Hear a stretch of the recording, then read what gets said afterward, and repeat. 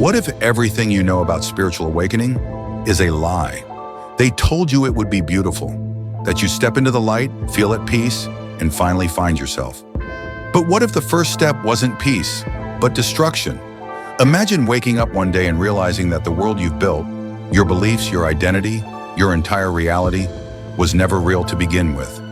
The spiritual awakening they sell you is an illusion. The real awakening, it doesn't set you free.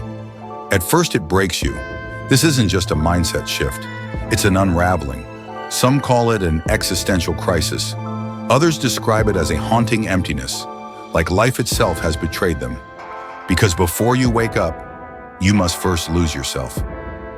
This is where the journey begins, not in bliss, but in the wreckage of who you thought you were. Most people believe that a spiritual awakening is like stepping into a warm, golden light, an instant transformation where everything suddenly makes sense.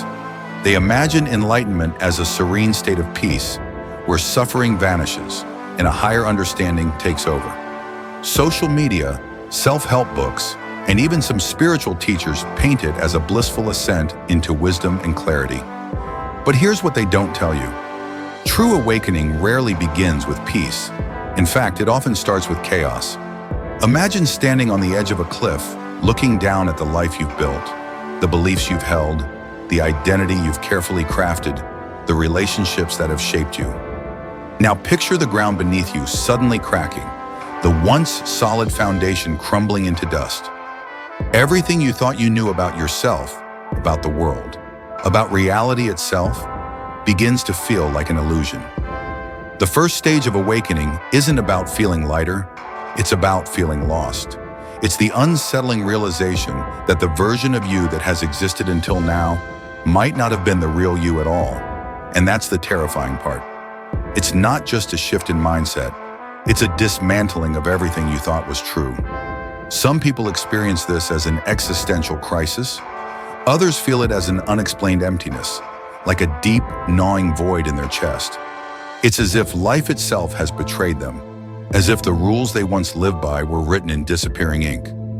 But here's the question no one asks. What if this breakdown is necessary?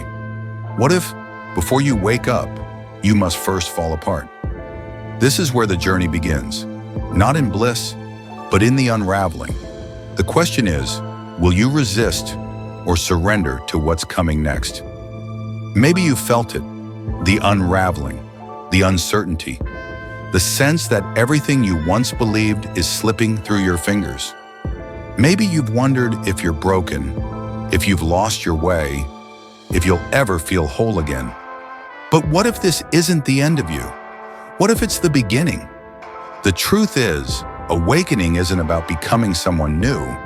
It's about remembering who you've always been beneath the conditioning, the illusions, the fears. Yes, the old you is fading, but that's not death, it's transformation. The pain, the confusion, the destruction, it's not here to end you, it's here to free you. So the real question isn't whether you'll survive this awakening, it's whether you'll trust yourself enough to step into it fully. You were never lost, you were always on your way.